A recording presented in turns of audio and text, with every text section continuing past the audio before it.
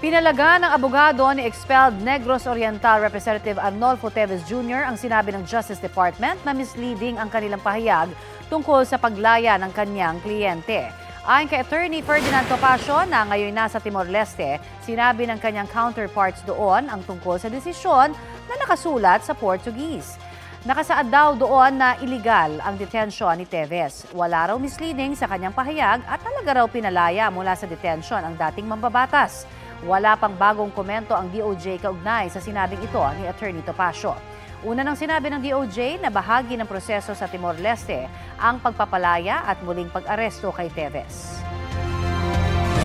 Kapuso, para sa mga maiinit na balita, mag-subscribe sa GMA Integrated News sa YouTube. Sa mga kapuso naman abroad, subaybayan nyo kami sa GMA Pinoy TV at sa www.gmanews.tv.